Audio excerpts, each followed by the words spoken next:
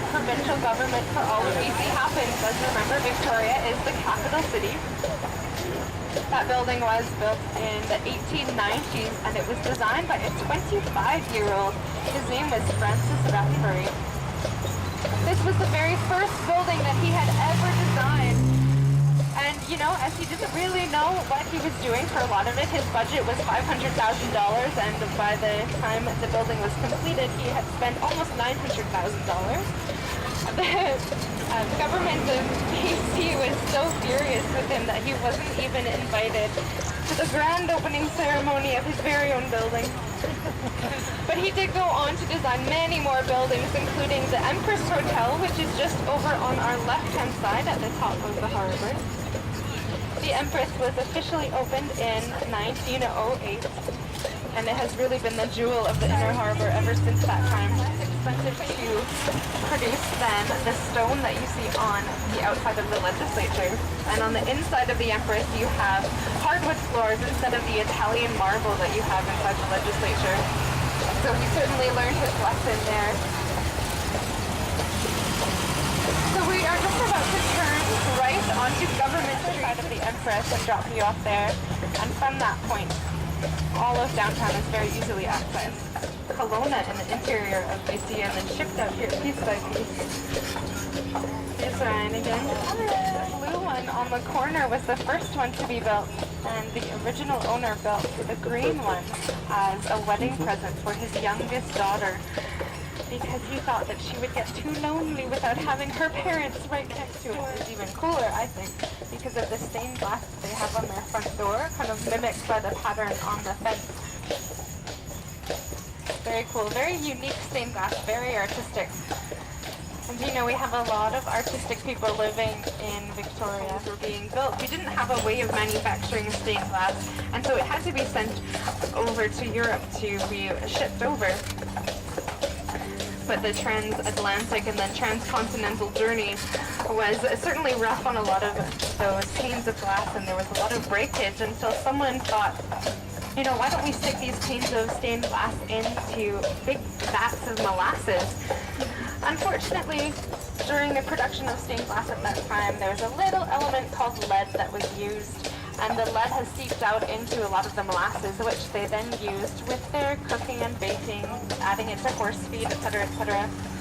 So, along with these beautiful stained glass windows, there were...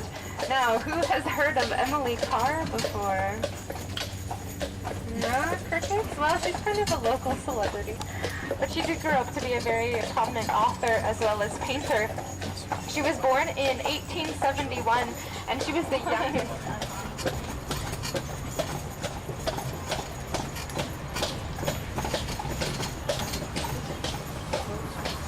So over on our left-hand side, we have a giant watering can, and someone is even demonstrating it for us. What's the City of Gardens without a watering can, I ask you? As you can see, it's also a water park.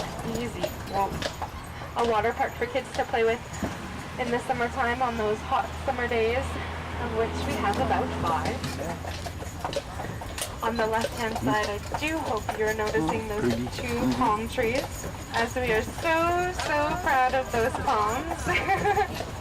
There is a peacock over there as well, and there are about 20-odd peacocks that live within Beacon Hill. So if you keep your eyes peeled, you should be able to see a few more. They don't have much of the tail feathers anymore. That was earlier on in the season when it was mating season, and now that it's gotten to be toward the end of the year, they have loved a tree in the entire city. That is a sequoia tree, and it's been there for about 200 years, but that type of tree can grow to be at least 900 years old, so hopefully it will be around for many more centuries. All over on our left-hand side, we have a ton of those wild geese, and even though there are signs all over the park saying, please don't feed the ducks and the geese, they are the favorite activity of everyone is to come down on a Saturday morning and feed all of the ducks and the geese that they see. Off to the left, look up, look way up, kind of like the friendly giant of Victoria. It's about 127 feet tall and a few inches north of Victoria, up island, go figure. We're just going to let Chris and Matt pass us again. Easy. Whoa. Go ahead and pass, Danica. Okay. So on the totem pole you see a representation of the Coast Salish creation story. The Coast Salish are the First Nations that live on Vancouver Island and all the way up the coast of BC.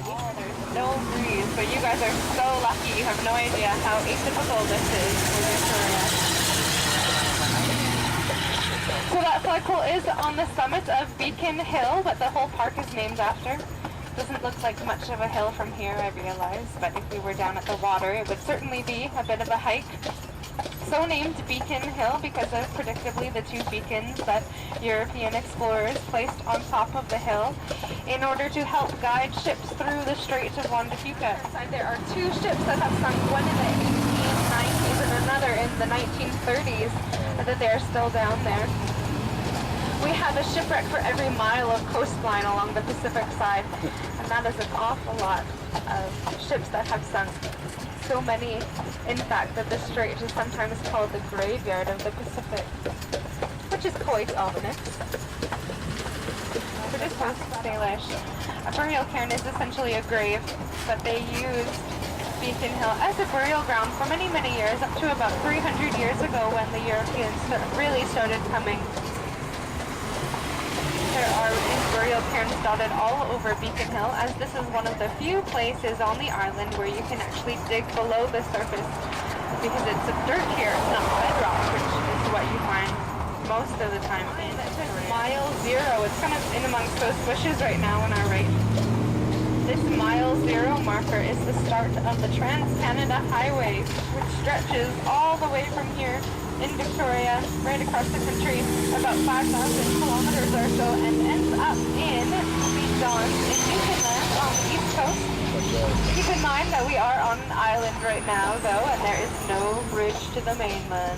So we have to go through a very expensive toll called BC Ferries, and to get a full carload across from the island to the mainland, it'll cost you about $100 one way.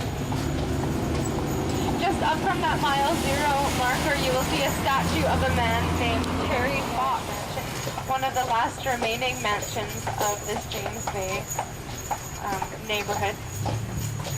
A lot of those great big mansions have been torn down to make way for hotels, as this is a very, very popular area in which to live and in which to visit when you come to Victoria, as you're really central, you know, walking distance to the water, to Fisherman's Wharf, compared to the Queen's Lake.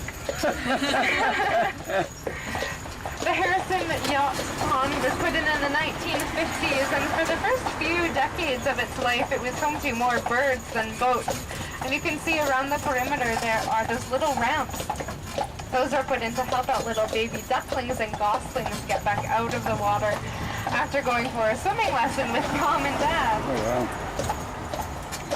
After trying to get rid of the birds for many, many years, the city finally said, we're going to just work with the birds with this resort-style retirement living at Somerset House. And I certainly hope it is resort-style, as a one-month stay starts at about $5,000. That's happened.